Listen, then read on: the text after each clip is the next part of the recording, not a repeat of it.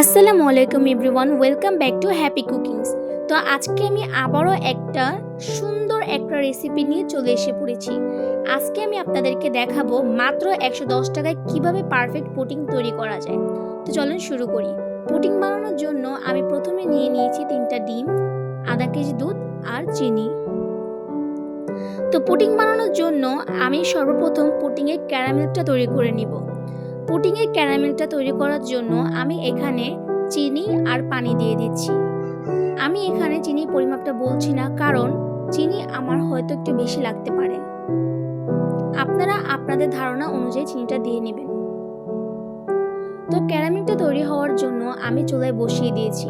আর caramel তৈরি করার জন্য আপনাদেরকে একটা কথায় মাথায় রাখতে হবে যে ক্যারামেল তৈরি করার জন্য চুলার আঁচটা একদম মিডিয়াম করে নেবেন। কারণ ক্যারামেলটা যদি বেশি হাই চুলার আঁচ বাড়িয়ে যদি আপনারা তৈরি করেন, তখন ক্যারামেলটা বেশি রেড ডার্ক হওয়ার কারণে তখন পুডিংটা ভালো লাগবে না, পুডিংটা তিতা লাগবে। তো এই কথাটা অবশ্যই মাথায় রাখবেন। ক্যারামেল তৈরি করার জন্য চুলার আঁচটা মিডিয়ামে রেখে সুন্দরভাবে আস্তে ধীরে কাজ করতে হবে। আর আমি আপনাদেরকে বলেছিলাম যে আমার চিনিটা বেশিও লাগতে পারে, তার জন্য আমি এখানে চিনি দিয়ে দিয়েছি। তো এখন আমি ভালোভাবে একটু নেড়ে নেড়ে ক্যারামেলটা তৈরি করে নিব।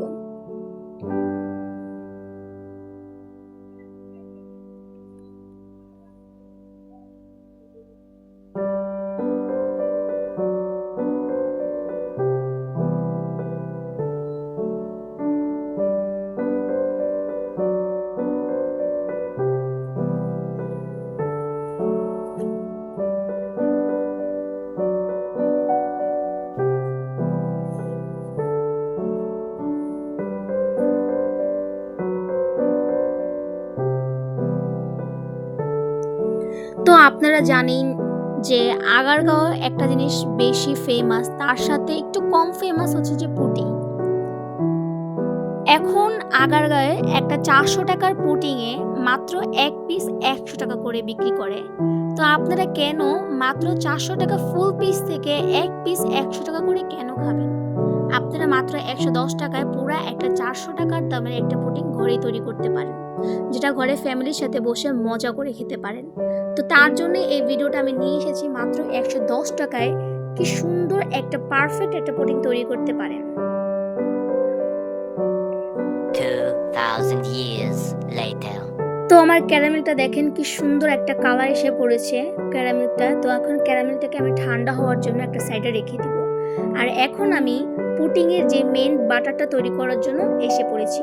তো যে 3টা ডিম ছিল, সেই 3টা ডিমকে আমি ভেঙে নিব।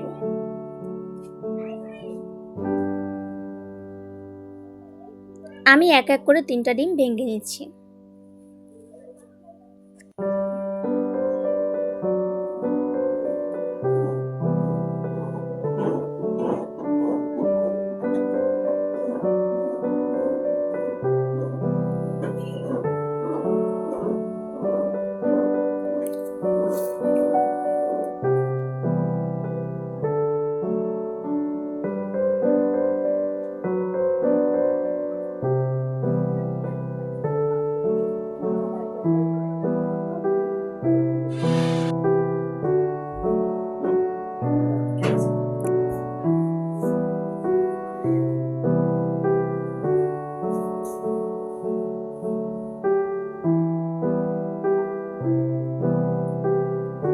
তো এখন আমি ডিমটাকে চিনি দিয়ে ভালোভাবে মিক্সড করে নিব।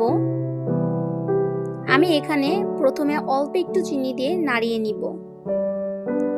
পরে আমার চিনি রাখলে আমি একটু বেশি দিব, কারণ আমাদের ঘরে একটু চিনিটা বেশি খায়। আপনারা আপনাদের চিনির যে পরিমাপটা ওই অনুযায়ী দিবেন। তো এখন আমি ভালোভাবে নেড়ে নিব যাতে চিনিটা যেন গলে যায়।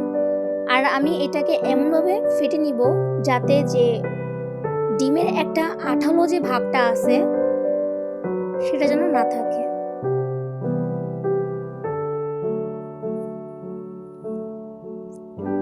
তো আমার এখানে আরেকটু চিনি লাগবে, এর জন্য আমি এখানে আরেকটু চিনি অ্যাড করে দিব।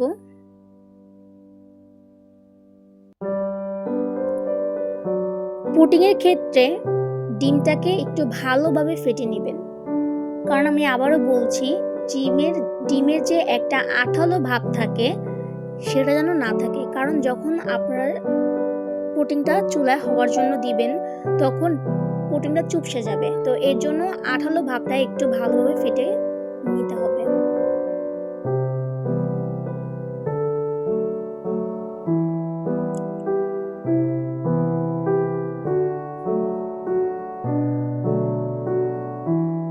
তো দেখতে পাচ্ছেন আমি এখানে ভালো করে ডিমটাকে ফেটে নিয়ে নিয়েছি। তো এখন আমি এটার সাথে অ্যাড করব দুধ। দুধটা আমি ঘন করে জাল দিয়ে নিয়ে নিয়েছি।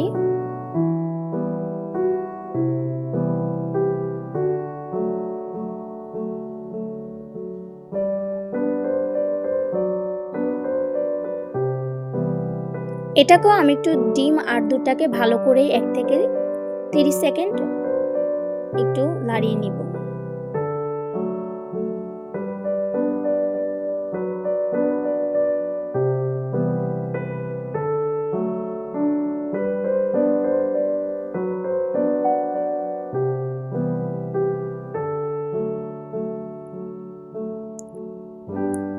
তো এখন আমার ডিমটা যে বাটারটা তৈরি করা শেষ। তো দেখতে পাচ্ছেন যে আমি ক্যারামেলটাও কি সুন্দর সেট হয়ে গেছে।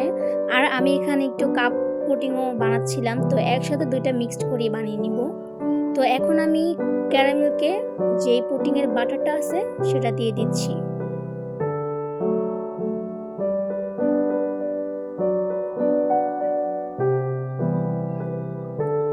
যখন আপনারা ক্যারামেলকে পুডিংয়ের বাটারটা দিবেন তখন একটা ছাঁকনির সাহায্যে একটু ছেঁকে দিবেন, কারণ ডিমের যে কিছু একটা আঠালো জাতীয় ভাব আছে বা যে দুধের যে একটু সরা টাইপের পড়ে ওগুলো ছাঁকনির সাথে আটকে যাবে। তো পারফেক্ট একটা যে বাটার সেটা ক্যারামেলের সাথে আসবে, তখন পুডিংটা খেতে আরো সফট এবং স্মুথ থাকবে।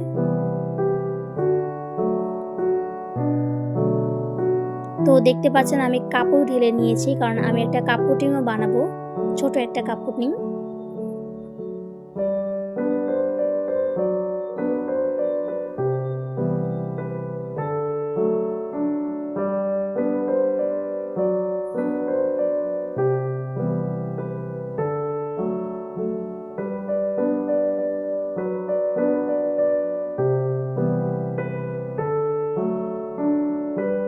তো দেখতে পাচ্ছেন আমি ভালো করে ছেঁকে নিয়ে নিয়েছি পুডিংয়ের যে ব্যাটারটা, ক্যারামেলের সাথে দিয়ে দিয়েছি। তো এখন আমি এটাকে চুলায় বসিয়ে দিব 30 মিনিটের জন্য। তো 30 মিনিট পরে আমি আবার চেক করে দেব যে পুডিংটা হয়েছে কিনা। আর পুডিংয়ের জন্য আমি এখানে একটা গরম পানি নিয়ে নিয়েছি, যে পুডিংটা আমি বসাবো, আর একটা স্ট্যান্ড বসিয়ে দিয়েছি, তার উপরে আমি পুডিংটা বসিয়ে দিব।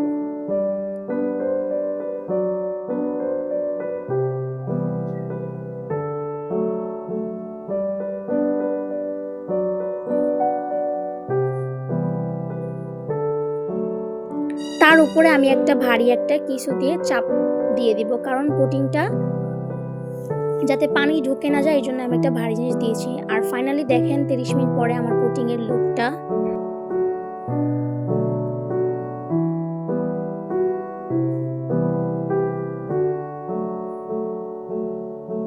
তো দেখেন 30 মিনিট পরে আমার পুডিংটা একদম পারফেক্ট হয়ে গেছে।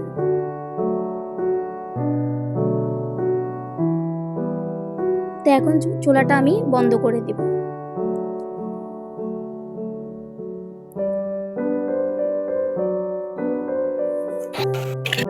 তো গাইস দেখেন ফাইনাল লুক আমার পুডিংয়ের, কি সুন্দর হয়েছে কালারটা, একদম তুলতুলে নরম, আপনারা দেখতেই পারছেন।